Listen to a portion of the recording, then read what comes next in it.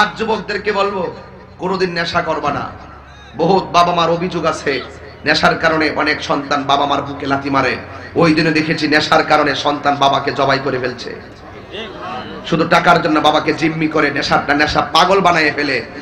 ভাইকে ভাই মনে হয় না, নেশাখোর ভাইকে ভাই মনে করে না, নেশাখোর মাকে মা মনে করে না, নেশাখোর বউকে বউ মনে করে না, নেশাখোর বাবাকে বাবা মনে করে না, নেশাখোর বড়কে বড় মনে করে না, নেশাখোর সমাজকে সমাজ মনে করে না। তার জীবন ধুকে ধুকে মৃত্যুর দিকে পরিগণিত হয়। এই নেশা থেকে আমরা বাঁচতে হবে। কথা বলেন ঠিক কিনা বলেন?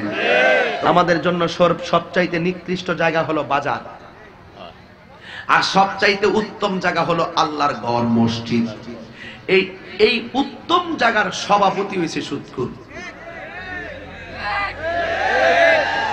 তোমরা ও আওয়াজটা শুন, আমি ডরাইতাছি।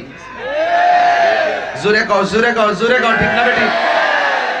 এই উত্তম জায়গার দায়িত্ব দিছি হারাম করে গেছে। এই জন্য গজবটা কি এমনি আইতাছে মনে করেন? আমি তো মনে করি মসজিদের সভাপতি বোকাটা জানেননি, তেহার লোকের সভাপতির কোনো সম্পর্ক নাই। সভাপতি বসে 5 ওয়াক্ত নামাজ পড়ে, ভাই মুখের মধ্যে দাঁড়িয়ে আছে, নবীর সুন্নত তরিকা আছে, নবীর মহব্বত আছে। আমি মনে করি ওই লোকটা যদি গরিব হয়, দিনে আইনা দিনও খায়, এই লোকটা হইল সভাপতি হওয়ার যোগ্যতম প্রার্থী। হাত তুলে বল ঠিক কিনা বল। একটা সুদখোর কোটি টাকার মালিক হতে পারে, আল্লাহর ঘর মসজিদের সভাপতি হওয়ার যোগ্যতা তার নয়, যোগ্যতা তার নয়, যোগ্যতা তার নয়, ঠিক কিনা বলে?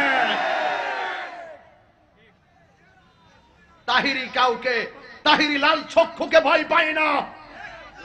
কথাগান ঠিক না ঠিক? তাহিরি লাল চোখকে ভয় করে না, তাহিরি লাল চক্ষুকে ভয় করে না।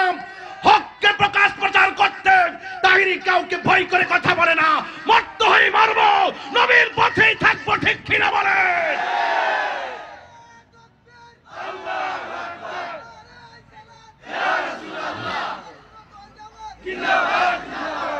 কথা পরিষ্কার।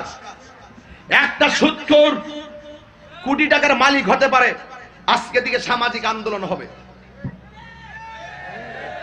ডাকাতা হে তান্তা 3 তালার উপরে জিগাইলাম সভাপতি বানায় সুদ কিনলে গা, উনি টাইলসের টাকা দিয়েছে, উনি ছাদে 10 লক্ষ টাকা দিবে, এই জন্য নি সুদখোরের আব্বাটা কেনে সভাপতি বানায় সুদের বিহেভের দল। দরকার হয় তাল গাছের নিচে নামাজ পড়বো, দরকার হয় আম গাছের নিচে নামাজ পড়বো, সুদখোরের টাকা নিয়ে আল্লাহর ঘর মসজিদ বানাইতাম না। দরকার হয় 3 বছরের মসজিদ 10 বছরে বানাবো, আল্লাহর ঘর আল্লাহই ব্যবস্থা করবে। হাত তুলে বলুন ঠিক কিনা বলো।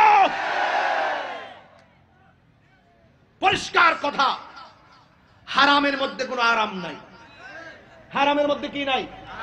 এই হারাম যখন ওপেন হয়ে গেছে, বিপদ আপদ এখন ওপেন হয়ে গেছে। ডরাইতেছ নাইনি? কষ্ট হইতেছে? কথা একটাই, এক বেচারা আমার জিগা, হুজুর সুদের ব্যাপারে তো গরম কথা কন, ঘুষের ব্যাপারে কিছু কন না। আর ঘুষের ব্যাপারে করতাম কিতা? আমার নবী তো 1450 বছর আগে কইয়া গেছে হুজুর, আর রাশি ওয়াল মুরতাশি কিলাহুমা ফিন্নার। কি সঠিক নিকো তারা? এই যারা ইসলাম ধর্ম পড়ে স্কুলে দেখবা লেখা আছে, ইসলাম ধর্মের সুদ ঘুষের মধ্যে যায় দেখো, আর রাশি ওয়াল মুরতাশি কিলাহুমা ফিন্নার। যে বাটফারে ঘুষ খাইবো, যে ঘুষ দিব, দুটোটাই জাহান্নামের আগুনে জ্বলবে। কথা কোন ঠিক না বেঠি? তো আমরা কি সুদ খাবো না সুদ দিব? মুদ্দত ভাইয়ের সাথে আমিও একমত, আমরা দিতামও না খাইতামও না। আপনারা কি তা কই? জোরে কইন। আমরা ঘুষ দিতামও না, ঘুষ নিতামও না, সুদ খাইতামও না, সুদ। এখন আসে সুদের একটা ভয়াবহতা কইয়া যায়, কইতাম নি? সুদের ভয়াবহতা হইল, সুদের 70টা গুনাহ আছে। কয়টা? 70টা বড় বড় গুনাহ আছে। এর মধ্যে সর্বনিম্ন যেই গুনাহটা, এই গুনাহটা হইল নিজের আপন মায়ের সঙ্গে জিনা করা। নাউজুবিল্লাহ, জোরে কোন। আপনি বুঝেন না, যতটা হারাম খা, একটারও কোনো মানসিক শান্তি নাই, শারীরিক শান্তি নাই, পারিবারিক শান্তি নাই, শুধুমাত্র অশান্তি অশান্তি। হ্যাঁ 10 লাখ দরকার, আরো 20 লাখ দরকার, আরো 30 লাখ দরকার। হ্যাঁ সুদের টাকা বানাইয়া 3 কোটি ব্যাংকে থইছে এবার হেজন গরব বইছে বর পরে তার কাছে আজরাইল আইছে আওয়ার পরে হেতে মরছে মরার পরে জানাজা হইছে ওর পরে কবরে গেছে 3টা প্রশ্ন জিগাইছে উত্তর দিতে পারছে না জুতার বাড়ি খাইতাছে আর হের পুলা 3 কোটি টাকা তুইলাইন না এপাসি হাং পালসার R15 দিয়া সালায়া সালা মস্তানি করতেছে এই হারাম টাকা বুক করতেছে পুলা আর জুতার বাড়ি খাইয়া তার